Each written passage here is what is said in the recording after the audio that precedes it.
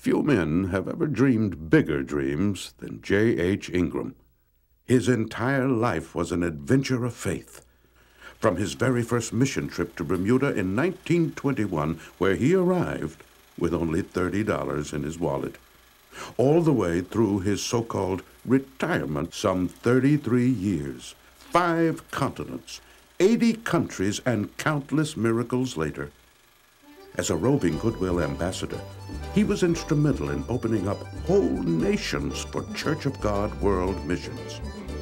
In Mexico, he received Maria Atkinson and her ministry work into the Church of God. In Obregon, he began the first building for the church in Mexico.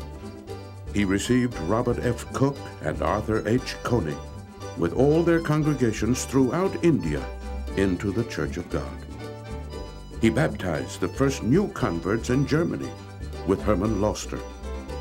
In the very midst of a massive war between China and Japan, he valiantly risked his life to make personal contact with missionary Paul C. Pitt in China.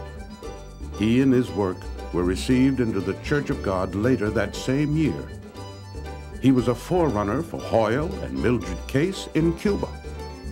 He organized the Church of God in Egypt with Boutros Labib and his native pastors. In Guatemala, he persuaded Thomas Pullen to unite with the Church of God, and in Puerto Rico, Lorenzo Balcasa, Mateo Velon, Rosa Mercano, and Fabriciano Picon, along with their many congregations. A cold, drenching rain was falling the night Ingram knocked unexpectedly on the door of Marcos Mazuco and his brother Carlos in Argentina. He must have looked a sight that night, soaking wet with his hat brim flopped down over his ears. At first, Mrs. Mazuco was frightened and refused to talk with J H Ingram, whom she mistook as a tramp looking for a dry place to stay for the night.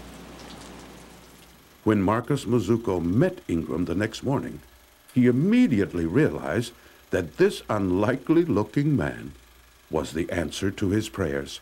Mazuco shook hands with Ingram. "Clear up to the shoulder," Ingram later wrote. Unknown to Brother Ingram, God had shown Marcos Mazuco a vision of a man from North America who would come to their door. Within hours, 11 congregations with multiplied hundreds of members had joined the Church of God.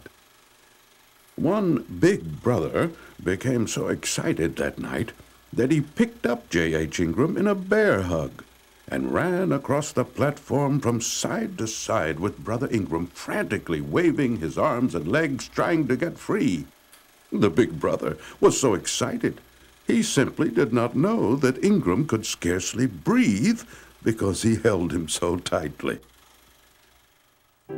Through the years, J H and Nettie Ingram worked faithfully with the leaders of Church of God World Missions, themselves men of daring faith, pure hearts, and unquestioned integrity. Paul H. Walker, M.P. Cross, J H. Walker, Wade H. Horton, C.R. Spain, James A. Cross, to name only a few. Many years after his official retirement, J H. Ingram was still traveling for the Lord, keeping divine appointments. At age 71, he traveled more than 30,000 miles to minister in India, Japan, Hong Kong, and the Philippines. At age 72, he traveled almost 40,000 miles, ministering throughout Latin America. In the late 1960s, J H. Ingram wrote the leaders of world missions at first in surprising tones of surrender. "I suppose my traveling days are about over because of my age and the resultant physical damage of so many miles and so many battles. But I am still chewing the bits like an old war horse. If I keep my health, I plan to go to the Middle East again. And for a long time, I have carried a burden for Romania, where there has been a great interest in the Church of God World Missions Program. I have also been troubled about Indonesia, which has caused me considerable loss of sleep.